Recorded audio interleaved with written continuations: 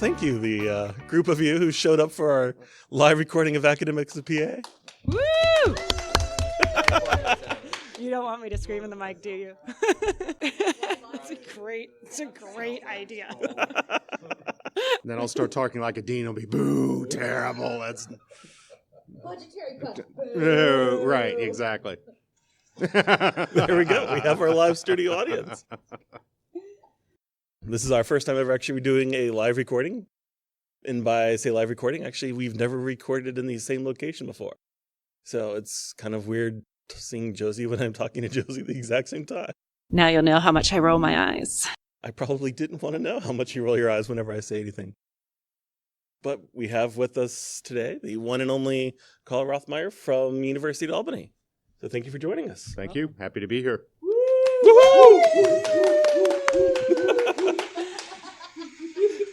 And for those of you who heard the wooing, if it actually shows up, that was Darren Wilson from Kentucky, so you can give him hell. Or the Kentucky, okay. The audience just got a lot bigger. Thanks for joining us. Right. Well, Karl, will you introduce yourself? Sure. So, Karl Rethemeyer, I've been at the University of Albany for 17 years. This is the beginning of my 18th year as a faculty member. And I started there as a fresh assistant professor and have worked my way up as an assistant associate professor, spent 6 years as chair, and then 3 years of that time I was also associate dean, and I've been interim dean or dean of the Rockefeller College at the University at Albany since 2015, so about 4.5 years at this point. Absolutely. And tell us a little bit about your research. So I have two programs of research that are connected by my interest in social networks. So what I began with as a dissertation student and have continued working on is looking at policy networks, collaborative networks, and what I think of as network systems. How does policy making interpolate into how collaborative networks are formed, how they're managed, how they change over time. And I've done a lot of work on thinking about how those systems can be analyzed using some of the newer techniques that have come out of sociology, especially stochastic social network analytic techniques. But when I got to Albany, my second year, there was a new assistant professor in the political science department by the name of Victor Assaul who joined, and we did what junior faculty do. We went out to lunch. Hi, what do you study? Said, I'm interested in collaboration and networks and how nonprofits and government and for-profits work together to provide goods and services to the public. And he says, I'm interested in nonprofits too. It's just mine kill people. He's an expert on ethnic and political violence. And so there was a real fit between my interest in organizations and social movements and network analysis and network thinking, and his interest in terrorist organizations and terrorist networks. And so for the last 15 years, we have been doing work in that space, and particularly we've developed a big database, the Big Allied and Dangerous or BAD database. Victor does all the acronyms. Which it covers 18-year period where we have information on over 600 terrorist and insurgent organizations on a yearly basis, but also network data on those organizations. We monitor about 2,800 organizations, but actively code about 600 of them.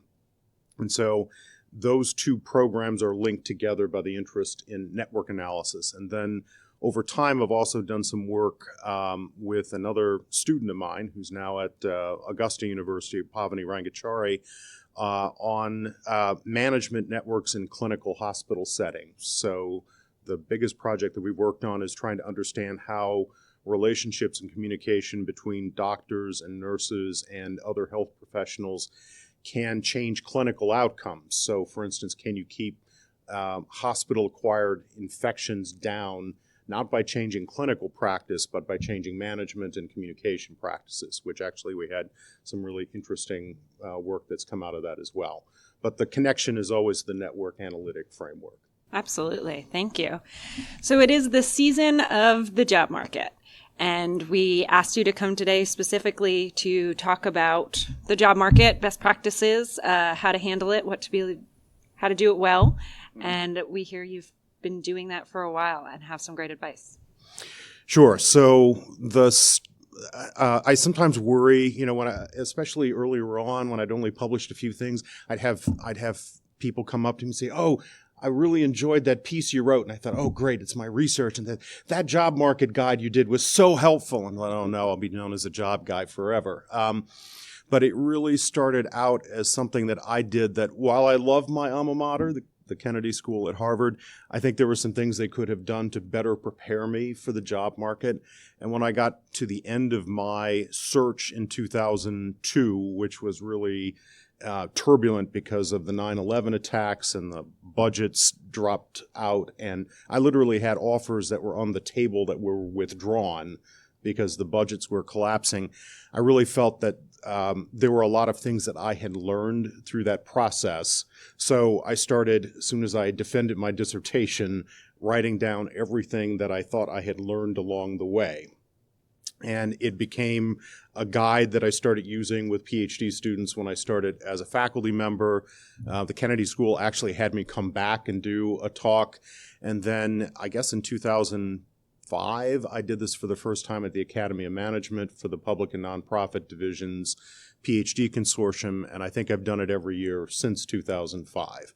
And so the things that I've learned have really accumulated, though. As I mentioned, I've had this long administrative career. Since my second year as an assistant professor, I've been some sort of administrator, MPA director, PhD director, what have you. And so I accumulated also from the other side of the table, what does it look like? So that material is all online, and we can, through the magic of materials that also attach to this podcast, tell you where to find that. But I think some of the foundational things that I learned from that is that you should begin thinking about where you want to land with respect to the job market early on. The way that you prepare yourself, the way that you begin to market yourself, the topics that you choose along the way, they have to be about your personal passion, but it's also about thinking about how do you market yourself and tailor that so that it becomes apparent to those that are interested in hiring you how you're going to fit into their academic and intellectual community. And so I think there are important things to tell people who are in their first or second year, and then there's all the things that come with the mechanics of how to survive the job market itself. And both of those things need to go together. It's important to know the end things, but the end things will go better if you're thinking about how to structure your PhD experience in a way that's going to prepare you well to go on the market. Let's start with your experience. So what was going on at the Kennedy School that you thought was helping you, and where did the lack of preparation come in? So first principle of being prepared for the job market is have a great relationship with your advisor. And so my advisor, Jane Fountain, did a great job working with me, thinking about the materials, the things that I talk about in the job market guide in terms of preparing a portfolio, putting together shorter pieces that explain your teaching, your research philosophy, how you think about where your research will go after you complete the PhD. That totally, I think, came from Jane and from a couple of other people that acted as advisors to me. One was a long-term mentor from back when I was an undergraduate at the University of Pennsylvania, and some help from the person I've been teaching with for a long time, David Wise. I think part of what was missing was understanding how I probably could have positioned myself better if I'd been a little bit more engaged with conferences early on. If I had spent a little more time thinking about how to sell the dissertation as fitting into some of the broader streams, I was very focused and, kind of a quasi-sociologist by the time I'd finished the work that I was doing. And I could have probably positioned the dissertation a little bit better in the mainstream of public administration, which I did more after the fact as a faculty member than I did before the fact when I was about to go on the job market. And I think the third thing was while Jane and I talked a lot about sort of the early mechanics of it, we didn't have as many discussions about the actual nuts and bolts. You get on the plane, you show up, and then you're on stage for a day or a day and a half, and how exhausting and how much time that was going to take. As dean, the final joke I always give to all the job candidates is, we hire whoever survives the process. If we don't kill you at the end of this process, then probably you're a good candidate. And that part of it, I was not as aware of how much the actual search process would impact my ability to complete the dissertation on time, and how it really soaked up a great deal of time at the end of my preparation of the dissertation. And that created all kinds of stress that probably didn't need to be there. So we have a lot of PhD students in the audience. I think the point about sort of being in the weeds, looking very narrowly, trying to solve methods problems, very specific pieces of the dissertation, and then that idea of talking broadly about what it means, where it's going to go, can be very hard, right? Like they're two different skill sets. So what is the advice you give to students now about how to do that well? So again, this is where the advisors and the people that you're working with are extremely important, because your advisor probably has a much broader sense of where your work fits, where it could be published, and where it could go than you may have at the time. And that's really a function of them having much more experience and having gone through the process themselves of trying to go from a dissertation work into publishable pieces and into the next steps that would come from that. So I spend a fair amount of time with my own students trying to talk to them about, here's the main project that you're doing. How does it fit into a program of research as opposed to a particular project?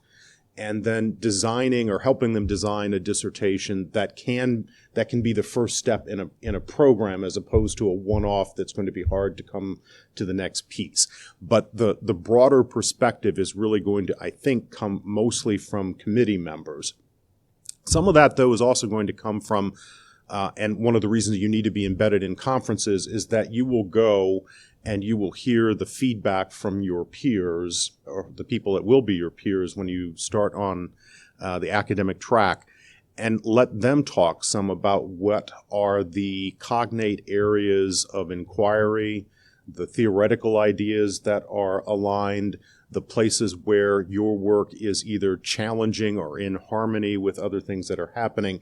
Again, those are things that if you just sit in your own cubicle, you're not going to pick up, which is sort of also the advice I give to students about how you can't become obsessed with the pieces out of the dissertation, waiting for them to be perfect before you send them out, because they'll never be perfect without external input to that process, because your own vision has some limitations that can only be pierced, I think, by having either advisors or external reviewers who are really coming back and saying, here are things to be concerned about or to think about.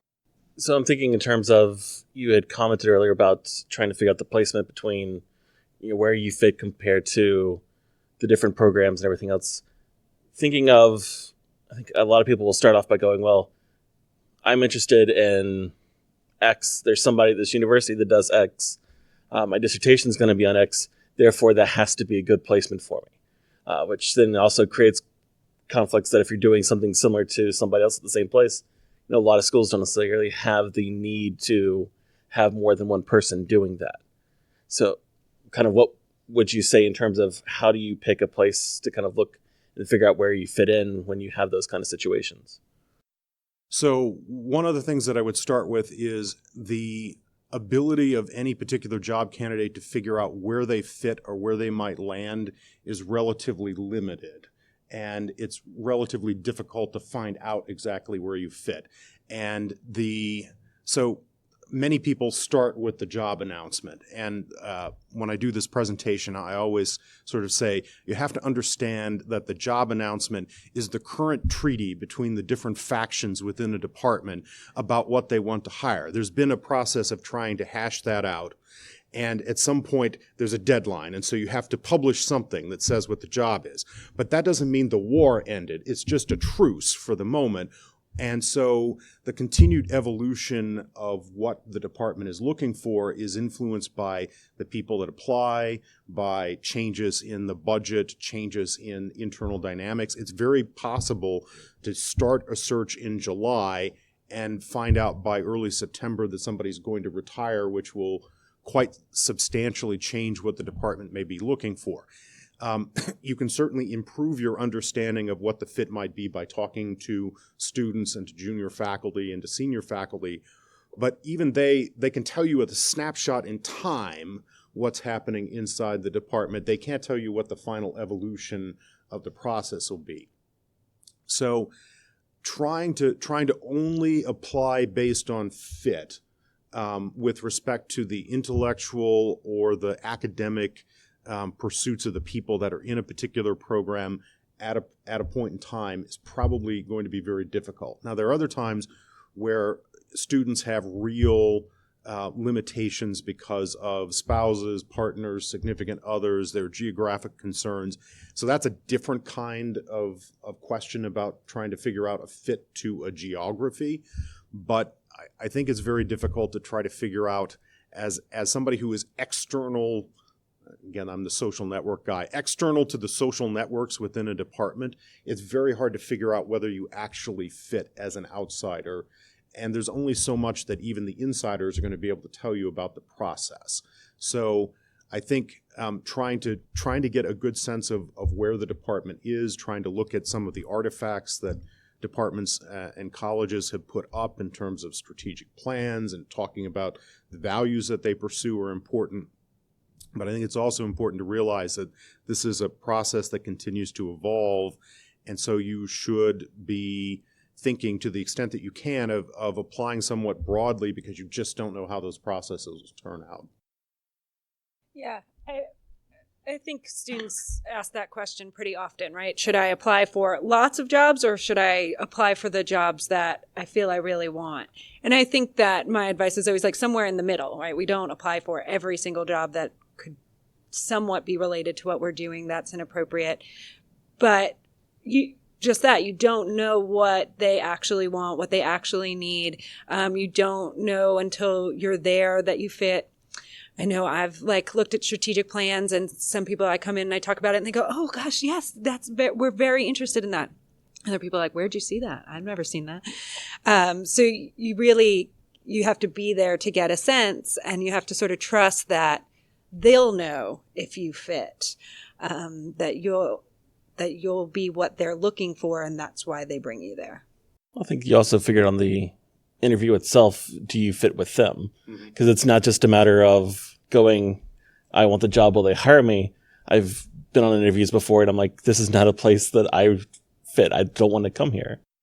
So I would say that Bruce and I are probably different on that one. I think I would approach any job that I got a call out for as how can I fit? What aspects of what I'm doing fit, and let me highlight that and let me be super positive about the opportunity. But I've also been told you're interviewing them, right? It's your job to figure out if they fit. So, especially a PhD student coming out, what attitude would you have them approach that process, thinking about, is this a fit for me or not? So I think a couple things. One is to the earlier point, you definitely want to fit, but you definitely don't also want to come in and immediately say that I'm going to usurp something that somebody else is doing. So we had a very unfortunate instance once a number of years ago where someone came in and said, I would love to teach this course on this topic. And the person who's taught that course for 22 years was in the audience. And I knew for a fact that they were not ever interested in turning that course loose. So thinking carefully about those kinds of things are important. I think first thing to do is to try to analyze and to think about what are the array of expertise that you will find within a department. Are there courses that they have on the books but they haven't been able to offer? Are there ways that you could complement or extend the course or the research that's being done there? So coming in and if somebody came to my place and said, I'm really interested in social networks. I see that you've been teaching, a couple of courses on social network analysis, but you don't get to offer them very often. I think I would have the expertise to offer the first course, but then maybe that would let you concentrate on the stochastic course, which I'm not as familiar with. That would be sort of coming in and saying, I have thought about the environment. Here are the ways that I could extend and allow you to deepen the things that are already being done within the department. I think that's very attractive. But I think also you do have to think a lot about self-presentation along the way. When we, about 7 or 8 years ago, we did a strategic planning process in the department when I was chair at that time. And we were trying to think about who we wanted to hire in the future. And actually the first principle that came out of that was no jerks. That was the very first principle. And sometimes you have to write it down. And sometimes you have to write it down. And it is, having sat now in an administrative position for 10 years as chair or as dean, you do see that, it does matter the array of personalities that you have. And so some candidates come in without an appreciation of how that self-presentation is really going to matter. It is not just whether you have a JPART or a PAR. We have had candidates who have treated graduate students and PhD students badly. And some of those people were brilliant and none of them got a job because we did not want that particular type of personality within the department. I think it's important to remember how you interact with the senior, the junior faculty, but also the staff. And the staff is also paying attention. And we, in our process, are really soliciting input from a lot of people. I always tell people to talk a lot with the junior faculty because the experience that they're having is probably a pretty good sample of what the experience will be when you are an early career scholar there. What will be the expectations with respect to service and teaching? How does the institution try, especially for younger faculty, to help people establish a balance between needing to establish a record that is clearly tenurable, but also having room for family, partners, significant others, spouses, children, those sorts of things. I think also talking to the junior faculty can tell you about the broader climate and whether it's a place that would feel safe if you're a woman, if you're from an underrepresented group. Is the place making strides to try to address some of the ways that it has been difficult for women and for minorities to integrate into departments? Are there initiatives underway to address those kinds of questions? Those are things that often the junior faculty are going to be most dialed into. Going back, so we see the job description, we think we're a fit. Should we make contact and ask questions before we ever submit materials? Yeah, I always encourage that. There's almost always somebody listed as the search chair or as the contact. And I think there are 2 points in time where you could do that. One is to get in touch before all of the materials are sent in electronically. That can help to understand what the nature of the search is and why it's being conducted. Another point in time, though, is if you are offered to fly out. I think a lot of candidates, some of my own students, have been afraid to get in touch and to ask about, what is the job talk supposed to look like? How long will it be? And it's exceptionally important to actually ask those questions. The worst thing is to, come with a 45-minute presentation when what they want is 30 minutes. To only discover 2 days before the visit that they want you to do a teaching presentation as well as a research presentation. So I think open communication is important. I think it's great to reach out at conferences if you're in the application process and talk to either people that are directly involved in the search or are parts of the community within the school or the department, and ask other people, what are some important goals that the department or the school is trying to achieve with this particular search? But I think in all cases, it's really good to be in communication. Sure. What about communication once you've done the interview itself, in terms of it's happened, you don't know, kind of basically you show up, you do your interview, and then you're waiting for the inevitable phone call that says yes, or the probably a little bit more likely, absolutely no contact of any sort afterwards, and you just figure out at some point that they hired somebody else. So I think, and I think my institution and me personally, we are sometimes guilty of, we are so focused on making sure that we land the candidate that we have not communicated effectively with those who visit it but have not been made the offer. So I think a couple of things. One is definitely if something has changed about your status, it is extremely important to communicate because you are part of a broader community.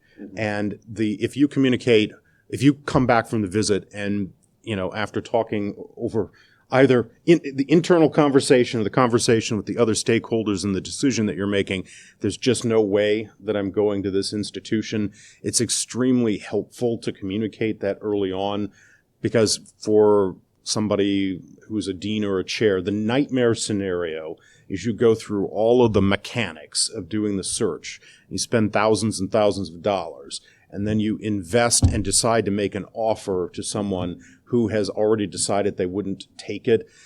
If in the interim the second choice candidate has gone away and you have to start over, that is just a really bad place to be.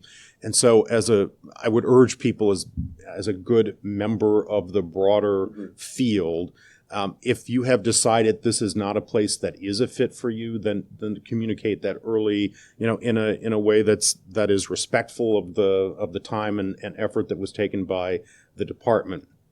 Second thing is you may have an offer in the interim, and I think that's the point at which you're trying to make somebody like me make my job harder by communicating that you have an offer. So that if if another institution is also interested in you, it's a signal of value on the market. It could affect what sort of offer that you get. It also allows the institution to try to accelerate the process if they would like to be able to also make a competing offer at the same time. If there are any other reasons that you have to drop off of the market, communication is extremely important along the way with respect to that. And I think, thinking about how to communicate immediately after the interview with the members of the search committee and the people that you've interacted with, I think it is important to do the sort of social follow-up. Thank you for inviting me. Thank you for this. And answering any questions that may have come up. So if you're in the midst of a job market presentation, somebody asks a question that you don't have a direct answer to, being able to do a follow-up and say, I've thought about that more. I think this is how I would really try to approach that question, shows that you've taken seriously the feedback of your potential colleagues, that you're thoughtful about it, and that you're relatively nimble, that you can turn around and think about a question and formulate a way to better address it. And I think that often can be quite impressive. Putting together job application materials. I think that can be stressful. It's a lot. People ask for different things. Maybe talk a little bit about the pieces that you typically ask for and what you're looking for in those. Sure. So let me back up, and this will come solely out of my experience as a faculty member, a chair, and a dean. So I always tell students to start with the psychology of the people who are making the decision. So the key set of people in this process is the search committee, which usually is anywhere from 2 to 5 people.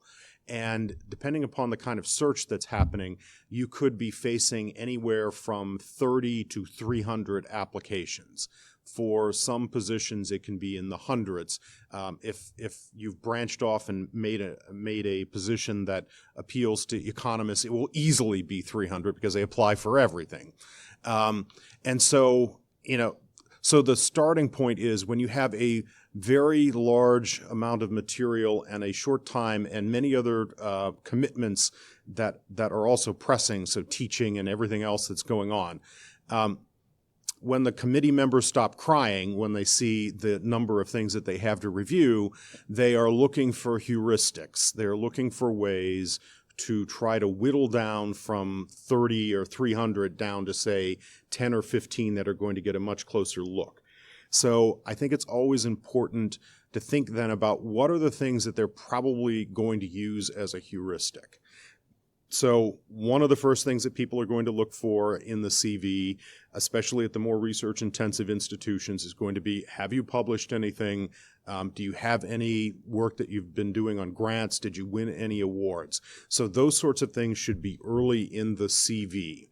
The second thing they're going to be looking for is what kind of teaching experience do you have? So making that prominent. The third thing then after that is something that my advisor, Jane Fountain, talked about and which I think is valuable even if nobody ever reads the piece of paper that you create. And so she said to me, I want you to create one-page summaries of your dissertation, your research agenda, and your teaching agenda. And the thinking goes back to sort of this model of the psychology of trying to whittle down the pool. The initial evaluation is not going to have time to dig deep into your job market paper, but they might skim a one-pager about these areas. And even if they never skim a one-pager, if you move through to the semifinalist interviews or the finalist interviews, you're going to need the elevator pitch about these three things no matter what. And so the discipline of actually writing up these short pieces is going to completely prepare you for that part of the job interview. So I always have my students do those one-pagers. I always have them include them in the package.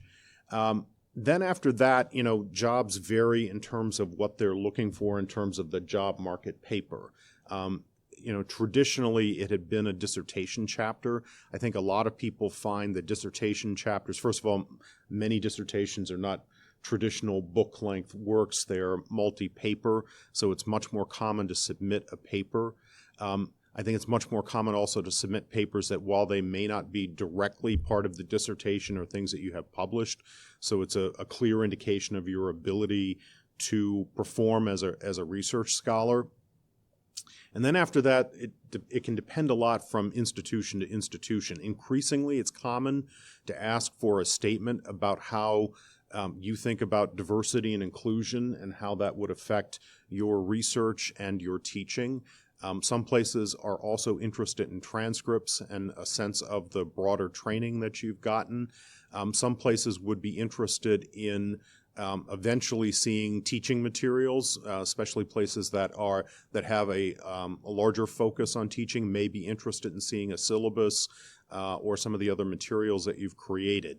So I think those are the common pieces, but I think doing things that are short but also are doing the work of preparing you for the actual interview, that's time that's very well spent.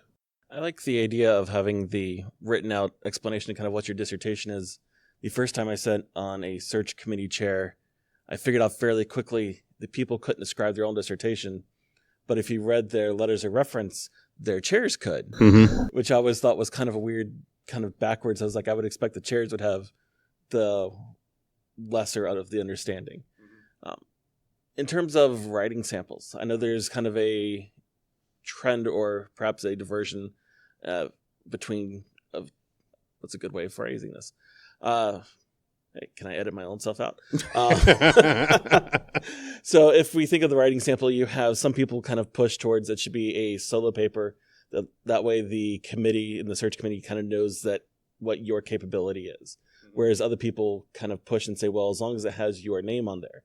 So I won't say who it is and I won't say where I was, but I did serve on a search committee where someone submitted and presented a paper where they were the 5th out of 6 co-authors, and we never could figure out what they did on the paper versus everybody else. Yeah, I think it is definitely the case. You are best served by having a piece of work that is single authored. That doesn't preclude the idea of having a co-authored piece as the job market paper, but anytime you submit something where you are not either the sole author or at least the first author, then these questions are going to come up and they're going to be there. I think it's something that in the cover letter, which is something I didn't mention to the previous question but should have, it's something that can be addressed in the cover letter, but it's going to come up if you submit work that has been done with others. And I think there is a hierarchy to that as well, that work if you're submitting a piece that is with a peer, with another PhD student or a PhD student from another institution, I think that's a lot more solid than submitting something that has been with your advisor.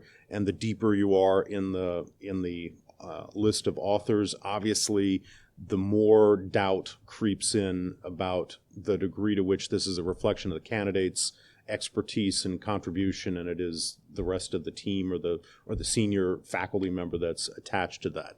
So I would strongly recommend students thinking about single authored pieces or pieces that are authored with peers as the most credible way and the least, the way that's going to generate the fewest questions at each stage of the process. Right. Control the narrative as much as you can. That's correct.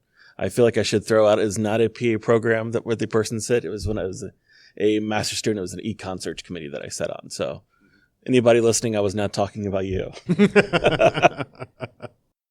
A little bit more detail about that cover letter, possibly. Mm-hmm. And I think students have asked me too, right, with a research statement and a teaching statement, maybe even a diversity and inclusion statement. Okay, so what does really go in that cover letter? Mm-hmm. So I think with cover letters, one of the mistakes is to have a completely boilerplate cover letter. The letter needs to speak to what the job search announcement said were the main priorities. There are parts of that letter which are obviously boilerplate. There's only so many ways to describe yourself.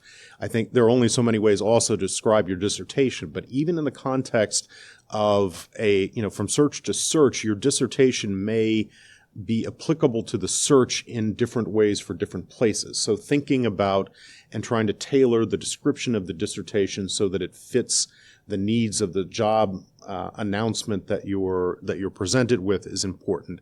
I think it is important to talk about the outlets that you see your work appearing in. This is something that can be elaborated on later in the process, but talking in the cover letter about the dissertation, about then where you see the work going and where the outlets might be, to get some sense of what are your ambitions for where you could place the work and how that would affect your ability to reach tenure. In the end, in all of these things, at least this has been my experience as a chair and as a dean, one of the things that I'm always thinking about is I really don't want to have to do this search again.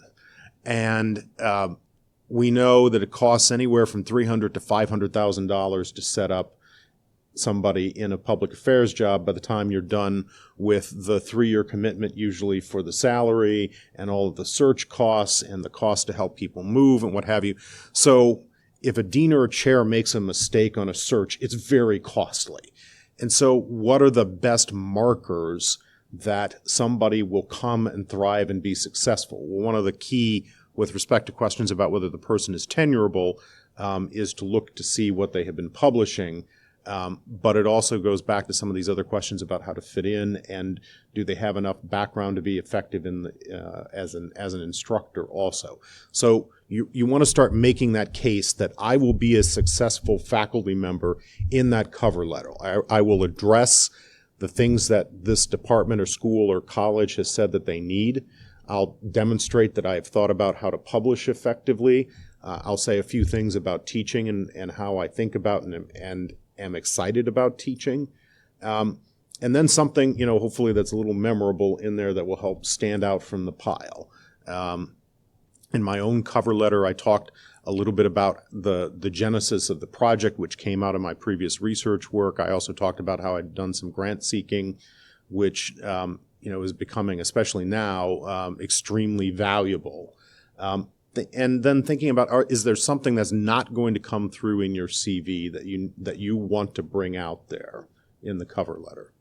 And I think about being a little bit personal, not very personal, but a connection to the place, a connection to something that's come out of there, a real interest. I always try to make it sound like everything leads to me being with you, right? Like something about all of this experience ties to being at this place at this time.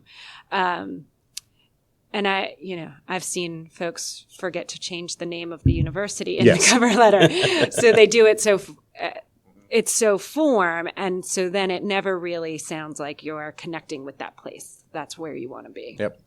Yeah. Spell check is a good thing. Spell check is a bad thing.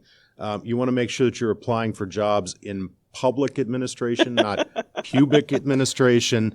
One of my advisors saved me from certainly being the butt of stories for the next 20 years by catching that before my cover letter went out. Those sorts of being careful about that, because again, the search committees are looking for reasons to say, I can move this to the big stack of people we're not looking at, as opposed to the small stack of people that we're really going to focus on. I think during the recession, when I was in South Bend, we were doing 2 visiting searches. And for each of the visiting searches, we had over 300 applications, which hopefully most jobs don't have that many applications now because the economy has settled off a little bit. But it was all about going, okay, everybody has great applications at that point, trying to figure out a reason to exclude somebody rather than trying to find a reason to include them. Yeah, it's a very tough process, and under so much time pressure and with so many other things that are happening at the same time. I want to ask, since it seems during the interview process, everything comes back to, well, the dean says this, or the dean gives permission for, the dean has a core role in the whole process. And if anything goes bad, everybody always kind of blames the dean. Oh, the dean wouldn't let us do it. What is the dean's role in the hiring process as a whole? So I think it can depend quite a bit from institution to institution. It can depend on the budget model. Mm-hmm. So budget models that are more decentralized, the dean probably has an extremely important final decision role because the resources are coming out of the pool that the dean controls. My own institution is more centralized. So one role that I have in a search at the beginning is I have to convince the provost that it's a good idea to make an investment in this position. So part of what I will be doing is working with the chair to try to craft a statement that is going to attract candidates, but it's also going to speak to the provost, and then all of the assembled material that's going to explain why this position and filling this position is important for the health of this particular unit and this particular department. From there, my own personal approach to this, having been a chair before I was the dean, I leave a lot of that down at the level of the chair and of the search committee to make important decisions about the pool and about who they invite. The final, in the system in which I'm embedded, I have the final decision about who I recommend to the provost for the offer, but is standing on top of all of the work that the search committee and that the chair has done of the department. And I interview every one of the finalists that come through, and I'm really, in that interview process, I often don't probe as much about their research because I trust that the chair and the committee is going to have done a very thorough process. I'm really trying to look for some of those intangibles, and then some of the kinds of things that maybe uniquely the dean has to think about. So I'm very interested often in grant seeking. I'm interested to learn about whether the person has done any grant seeking. I try to figure out whether it's something they have thought about before. I am trying to get a sense of what sort of environment they think they would fit best in, and then ask a few questions that try to see how they think. Anything from asking about how, what is something you've failed at, and can you tell me about how you dealt with that failure? Because I'd like to see whether this is a person who is cognizant of the fact that they are not perfect, and that they're willing to think about and to learn from that, or have they come in thinking that they need to have a facade where at all times they are the expert. That often goes badly in my experience when we have folks who come with that mentality. So I'm looking for that. But at least in the system that I work within, the external advocacy in favor of the position is important, and jointly shaping it so that it both speaks to the candidates and to the provost who's going to decide. But I think, in a place that has decentralized budgeting, it really does very much come down to a dean making a decision about what the right investment's going to be. Absolutely. Do we want to take questions from the audience? Absolutely. Hi, Wynn Decker from NC State, Public Administration PhD student.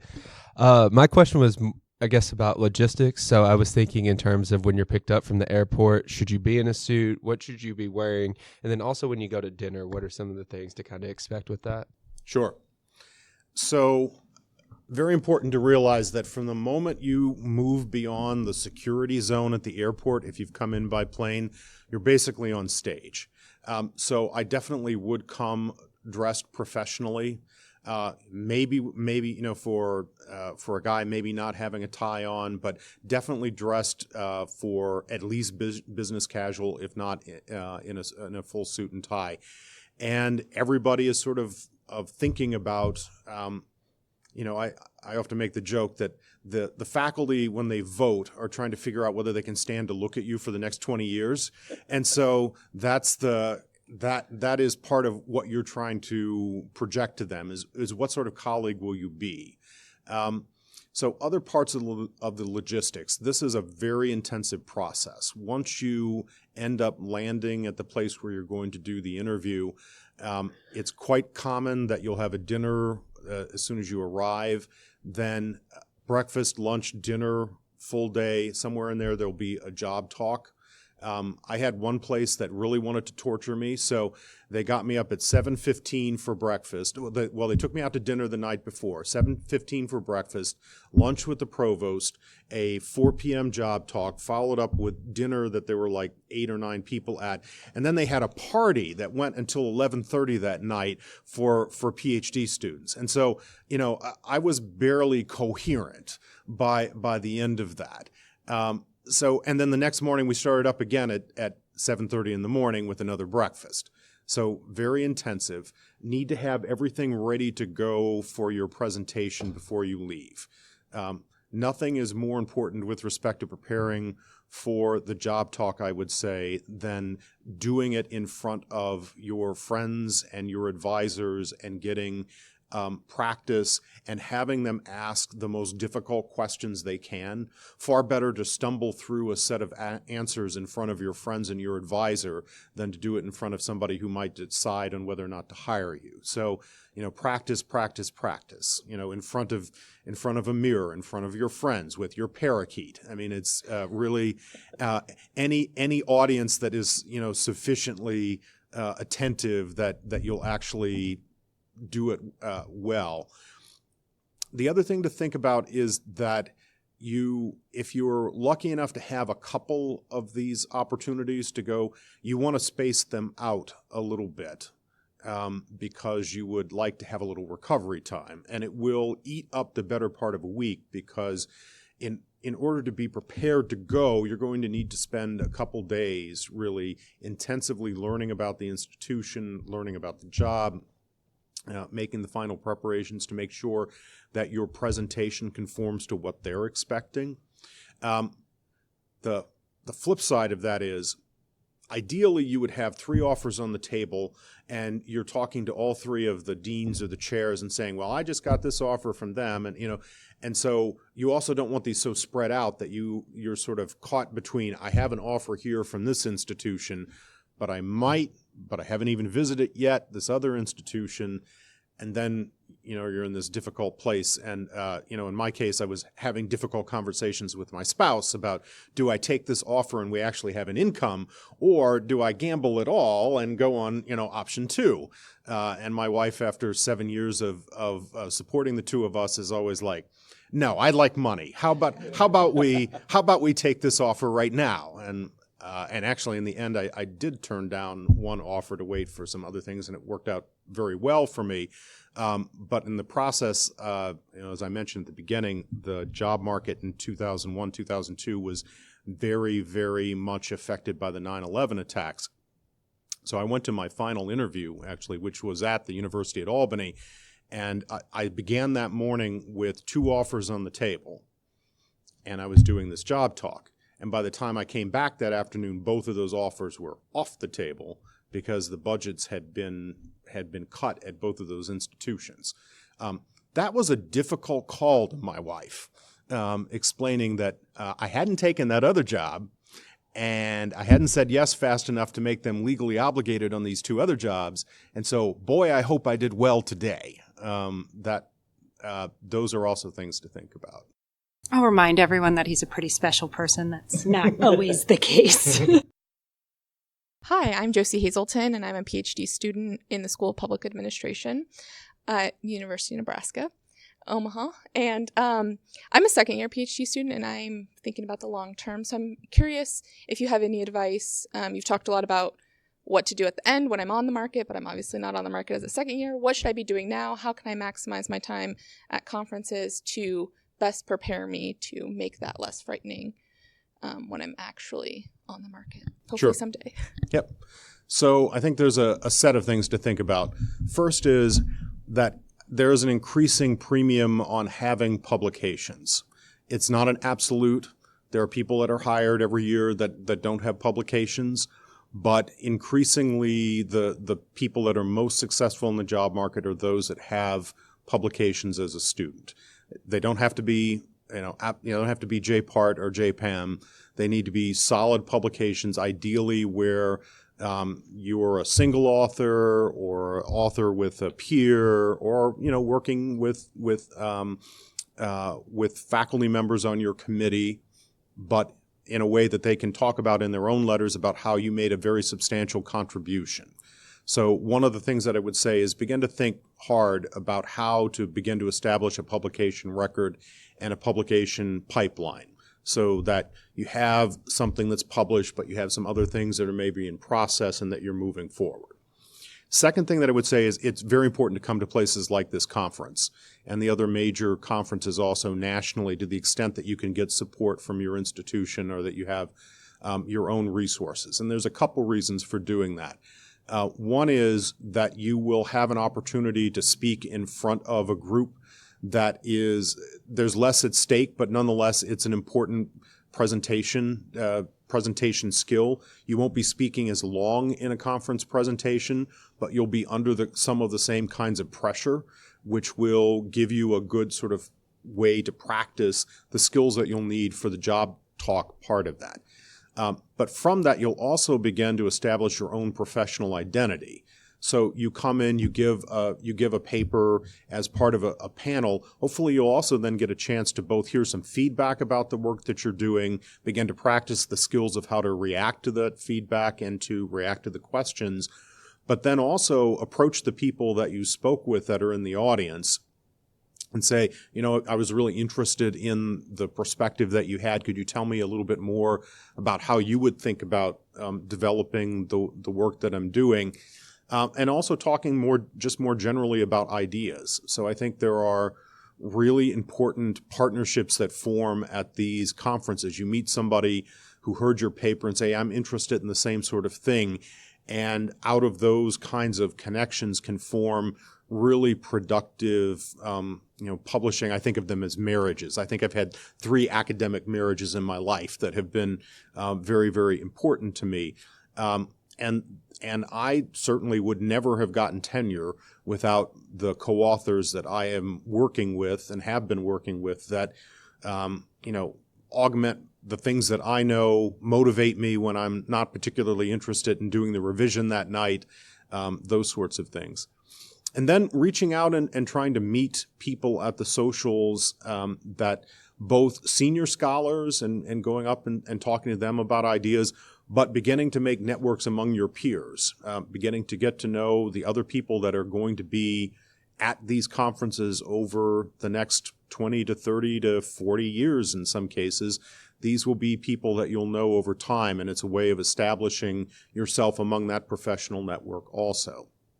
And then finally, I can't stress enough, in the early years, working with and developing a good working relationship with your advisor or your dissertation chair, and then with other faculty members as well, because they often are very well, and hopefully are very well, dialed into the professional networks that are going to know about jobs. They're going to have some sense of what other institutions are like. Sometimes, I will get emails regularly from colleagues saying, we have a job opening. Do you have any students who are working in this area? So having a faculty advisor or a set of faculty advisors that can tap into that professional network can actually help to answer some of the questions about what's the fit. Because your advisor may end up knowing about the fit because they have heard from their peers that this sort of job is coming and is open. So I have a lightning round. Okay. And you're going to say appropriate or inappropriate for the job market. Okay. Checking your bag on the airline. Oh, appropriate. Answering emails during downtime, during the interview. During the interview itself. During the interview day. If you were by yourself and you've been given some opportunity to do so, but not while you're sitting with others. Compliment the weather even though it's bad. Probably inappropriate. There's certain physical realities we can't escape. Ask when you're going to get to meet the dean. Inappropriate insofar as the dean may not be, depending upon the place, the dean may not have a huge role in the process, or it could be important. Depends a little bit then on the structure of the institution. Order an alcoholic drink when the host has at the dinner. I think it can be appropriate but inadvisable. Bring a family member or a partner on the interview. Can be appropriate. I think talking with a junior faculty member and getting a sense of how that might scan with the culture of the place is important to know. Talking about pay during the interview. Inappropriate. Much better to you can price yourself out of a job inadvertently if you talk about money too soon. Putting down your dissertation committee or suggesting that a paper was predominantly your work. So the first part, definitely inappropriate. If there are questions about the appropriate division of credit for work, there can be instances where it would be important to try to make proper claims for what your contribution is. So this is one of these really delicate questions because you are, as a student, definitely entitled to claim intellectual ownership of your ideas, but never do it in a way that goes to the credibility or to the reputation of more senior people in this environment. You don't know what the underlying social networks are. Ask if marijuana is legal. That was not mine. Yeah, I came up with that one. Sorry. I think inappropriate. Trying to show a lot of personality, like with photos or comics or graphics during your job talk. I'll punt and say potentially inappropriate, but a good way to start. Don't overdo it. The other ones were also kind of kooky. Those are probably all the ones that came up. Any other horror stories or real exceptional stories that we could learn from your experience? So a couple things that I would mention that we haven't talked about. One is it's very delicate if you have an academic spouse. This is one of my true nightmare scenarios. We have the absolute perfect candidate shows up, and we make them an offer, and then they come back and they say, and my wife needs a job in the sociology department, or my husband needs a job, or my partner. And so because it is such a nightmare, and there are other people who give a different answer about this, but my answer is I think it's best not to talk about a trailing academic partner, spouse, significant other until after you have the offer. Because once the offer is in place, then a person like me is really strongly motivated to not have the search fail and strongly motivated to try to make something work out. Flip side of that is sometimes there's just no way to do it. So it's important to have conversation with the other people in your life about, is it all right if we end up living apart for some period of time? Is that a workable arrangement? Would you be comfortable if I took this tenure track job, but the best that could come on offer is a non-tenure track, some sort of adjunct or other arrangement. Those sorts of things I think you need to talk through very carefully beforehand. But my sense of it is that talking about a trailing academic partner, spouse, significant other at the beginning can in some cases lead the institution to say, yeah, I just don't want to take the chance on making an offer here because we're going to have such a tough time trying to make it work. Other things, so I think collectively the academy, universities, colleges have gotten much better about not asking women especially and sometimes minorities questions that are illegal. We have gotten much better at not getting into questions about decisions about having children, decisions about family, decisions about whether to expand a family. But it is still possible that you will find people out there that will ask inappropriate questions, and it's important to think about how you want to respond to those if they come to you. It's if somebody asked you point blank about whether you're planning to have children, I think it's completely appropriate to say that's something I'm really not comfortable talking about. But then probably also prudent to say, but no matter what what my choices are, I have a high commitment to my profession and to my craft as a faculty member, and I will be a professional about whatever choices I make.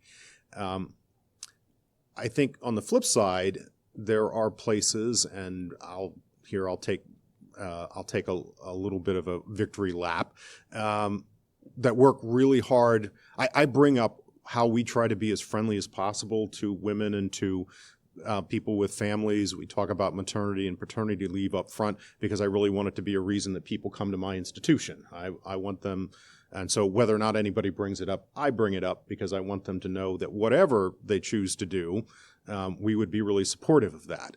And frankly, my experience has been the more that our faculty drop down roots and have children and we facilitate that, the less likely they are to leave. And that makes me happy. Then I don't have to go search. And so I think it's a very good investment to try to be family friendly and to be, as supportive as we possibly can of people from all kinds of backgrounds, because the more that we can find great people and then keep them from leaving, the better off we're going to be. It's a hard one, I know. I bungled it once. Pretty bad. But it was an inappropriate question, and so it was a hard to answer. I'll tell you now, I usually try to offer it in a kind of thoughtful way. I'm a professional, but this is part of my life, and it's, made me more productive or made me more interesting. And then I feel like it becomes easier to have conversations with folks because we're being open about who we are. But I would say for new folks, that's probably a little. Yeah, no, definitely. And I truly believe we have progressed on this, but I am not nearly so naive as to think that there are not issues that come up regularly for people that come from somewhat different backgrounds than had been the norm, say 20 or 25 years ago, in most institutions. Well, we were coming up on time. Any final parting words for us?